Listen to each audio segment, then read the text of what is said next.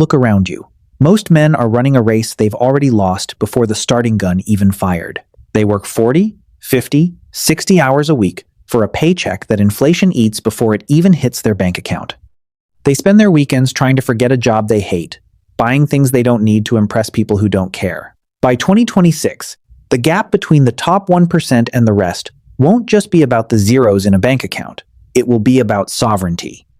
It will be about who owns their time and who is a slave to a system that was designed to keep them broke, distracted, and weak. Most of us were taught how to find X in a math equation, but we were never taught how to file taxes, build a credit score, or invest for a future we can actually enjoy. We were raised to be efficient cogs in a corporate machine, not architects of our own empires. This is the rigged game, and by 2026, the rules of this game are changing in a way that will permanently destroy the middle class.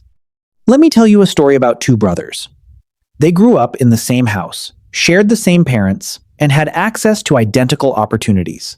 They even chose similar careers and earned nearly identical salaries throughout their working lives.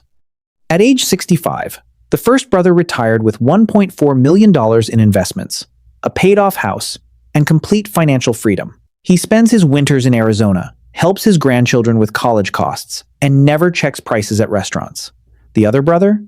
He retired with $180,000 in savings, a mortgage with 12 years remaining, and constant financial anxiety.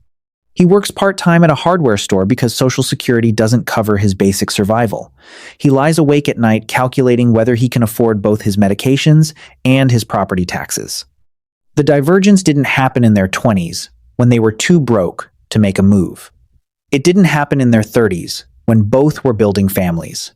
The divergence happened entirely in their 40s. Your 40s represent the most consequential financial decade you will ever experience. Not because the decisions are harder, but because the stakes multiply in ways that aren't obvious until it's too late to change course.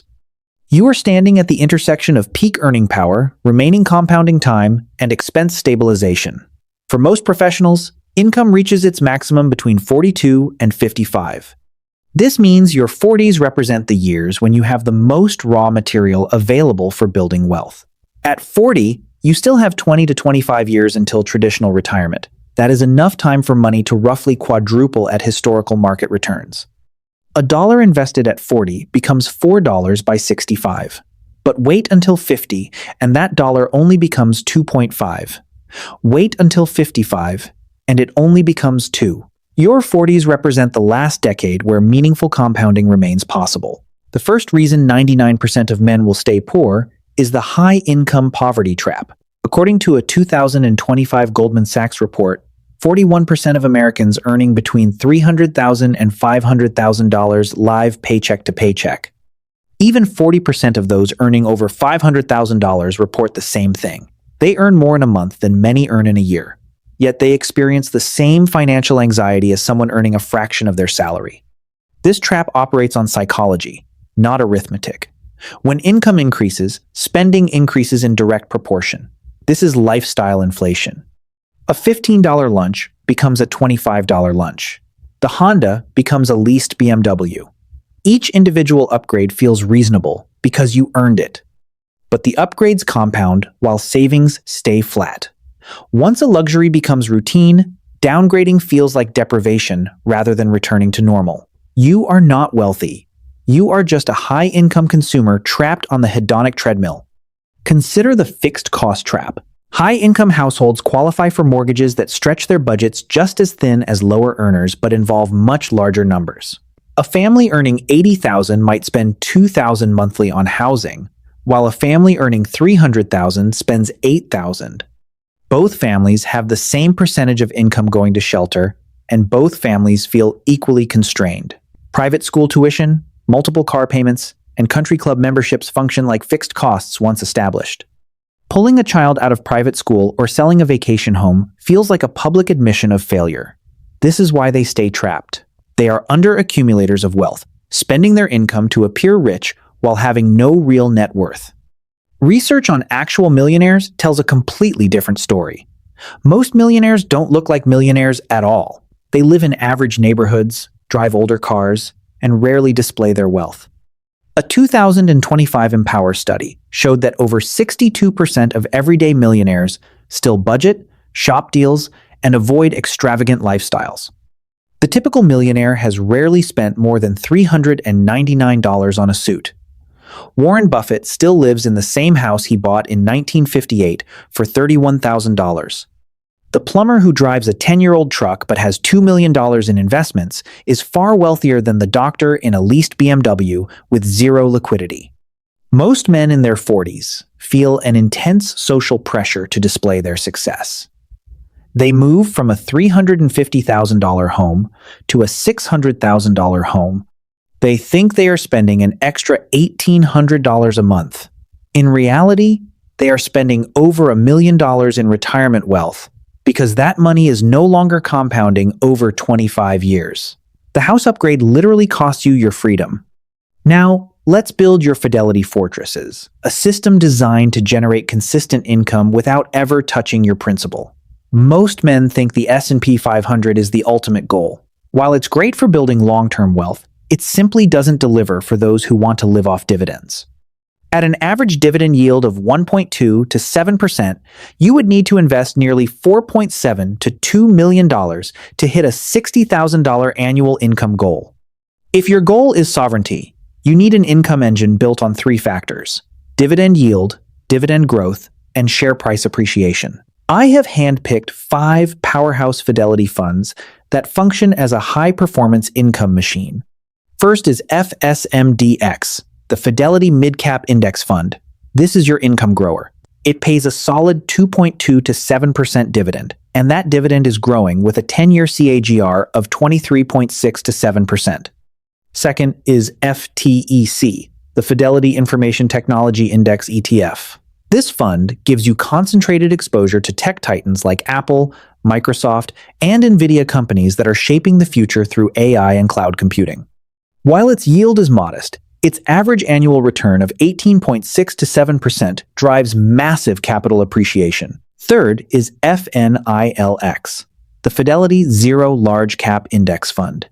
It has a zero expense ratio and holds stable companies that have delivered 17% dividend growth. Fourth is FZIPX, the Fidelity Zero Extended Market Index Fund, providing mid-cap and international exposure with 20% dividend growth. Finally, FITLX, the Fidelity U.S. Sustainability Index Fund, which adds stability and inflation resistance while aligning with long-term ESG goals. When combined, this portfolio delivers a 10-year dividend growth rate of nearly 20%. Imagine you only have $1,000 to start, and you add just $1 a day and $30 a month.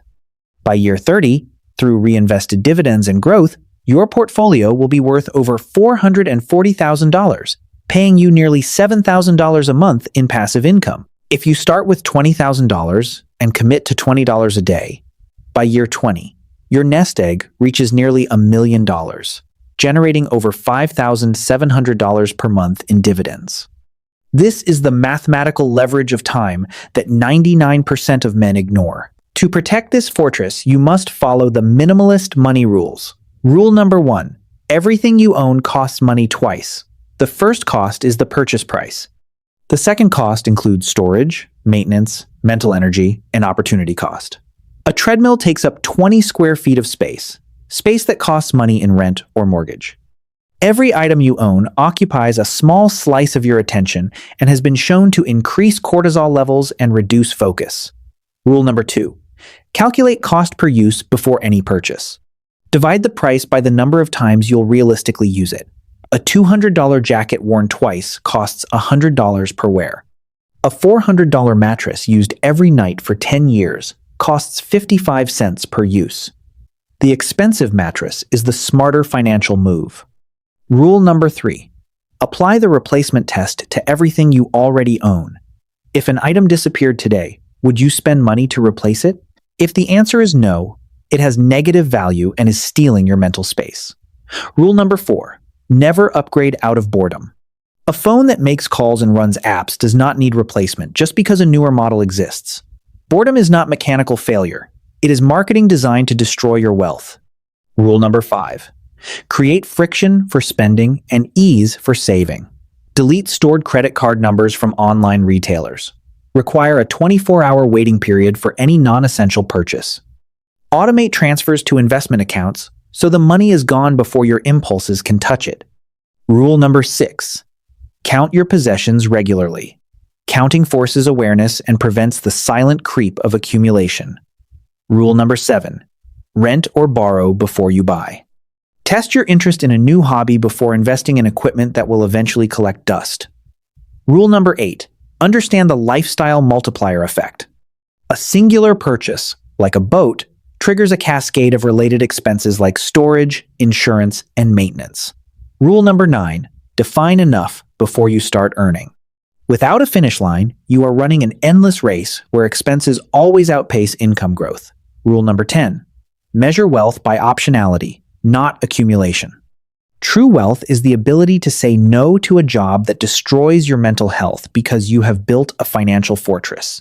The psychological difficulty of these rules comes from the impulse to live well after years of working.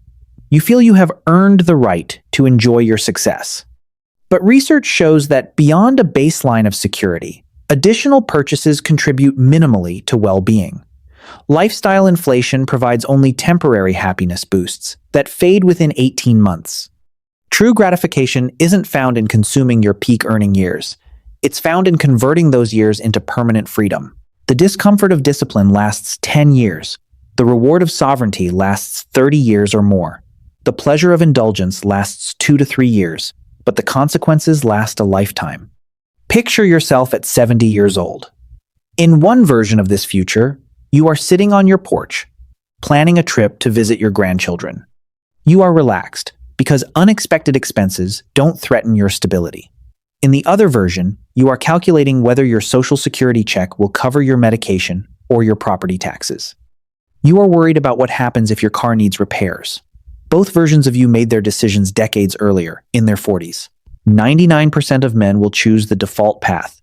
They will stay poor because they value the appearance of success over the reality of power. They will succumb to social pressure, dopamine-driven spending, and the myth that higher income equals security. But you have the blueprint. You understand that your 40s are not a burden. They are your ultimate opportunity. Audit your expenses today. Sell the status symbols that are weighing you down. Establish your fidelity fortress. The world doesn't reward intentions, it rewards results. Subscribe to join the elite. Build your empire. Own your future. I will see you at the top.